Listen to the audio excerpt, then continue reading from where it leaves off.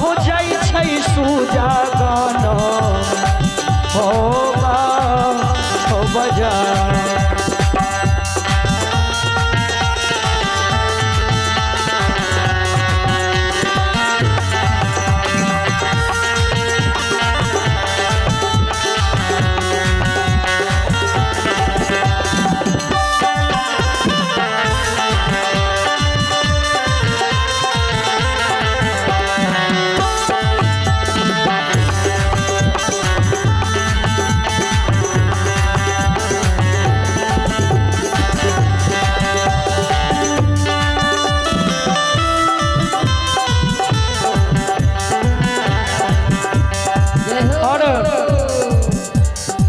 भगवान के दरबार में श्री हरि ठाकुर जी के दरबार में अपने श्री जय प्रकाश भक्ता बाबा के पोता अपने श्री जय प्रकाश भक्ता बाबा के पोता और भाई अरुण यादव के सुपुत्र पवन कुमार जी की रेलवे विभाग में नौकरी करे छतीन। भगवान के दरबार में शानदार 201 रुपया के दान दिलखिए। जय हो दाता की जय हो, अपने की समस्त परिवार की जय हो, अपने के पूजनीय माता पिता की जय हो।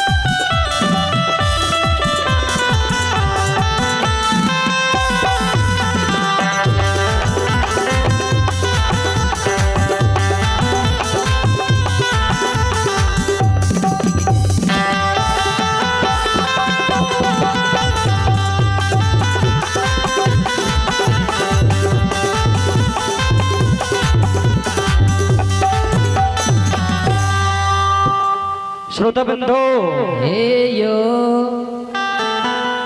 श्रोता भगवान रंजित कुमार जी बसिया बजावे छे।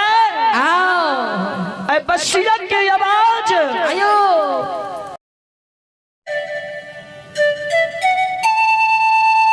सूजा के गुजार।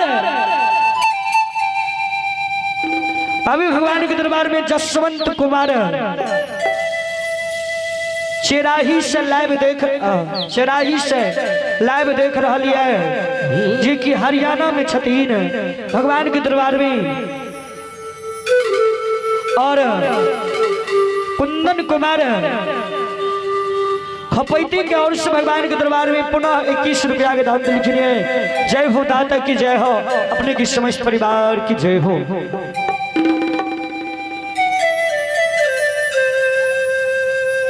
बसिया के शब्द सूजा के बाजार पहुंचे छे।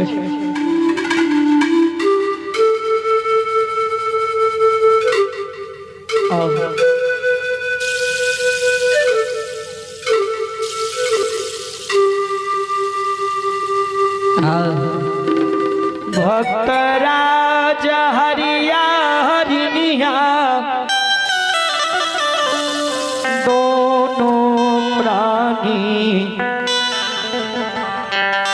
समाज बाबूयो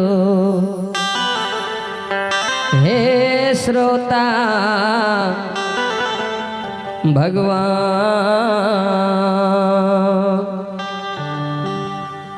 हरिया हरिनिया जी डाला दौरी सुप्ती मौनी जी बेचे रहे। सीधा आवाज बसिया के कोई सूजा गन बाजार में सुनै छे। हरिनिया जी सुनल के डला दौरी बेचना छोड़ दलकैया। छोड़ दल के दुकानदारी करने जी छोड़ दल। पूरब ताकई पश्चिम ताकई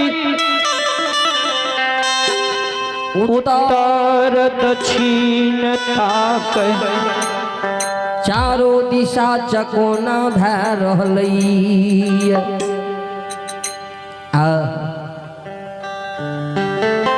कतो नहीं बेटारन जीत के देख रहलई हरिनिया के व्यवहार हरिनिया व्यवहार हरिया देखई सती हे अर्धांगिनी केकरा देखे छो है कते ताक रहलो ये हरिनिया कल के स्वामी हम बसिया के शब्द सुनै छियै सुन रहलो है ई बसिया के शब्द के सुन के हमर करेबर भांगई है हमरा दिल में शंका होई है दिल में धोखा होई है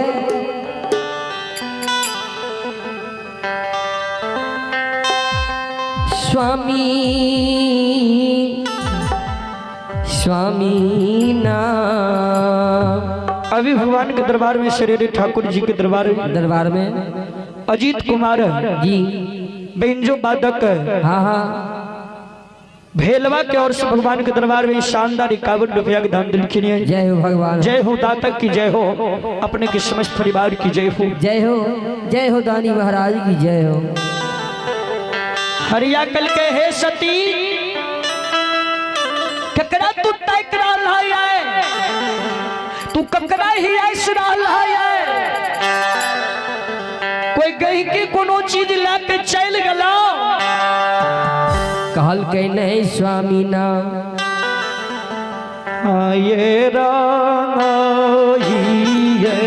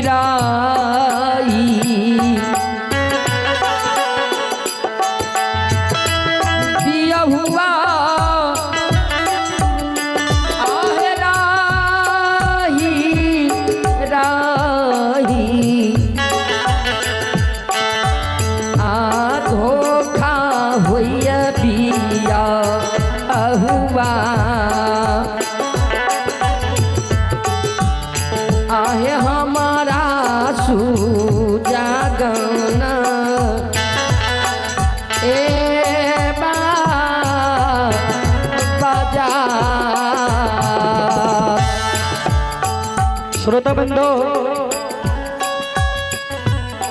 अभी भगवान के दरबार में छोटू यादव ग्राम खारी मधेपुरा भगवान के दरबार में 51 रुपया का दान दिख लिया है। और किशोर कुमार विद्यापति धाम लक्ष्मीनिया से लाइव देख रही है, बहुत बहुत धन्यवाद किशोर बाबू।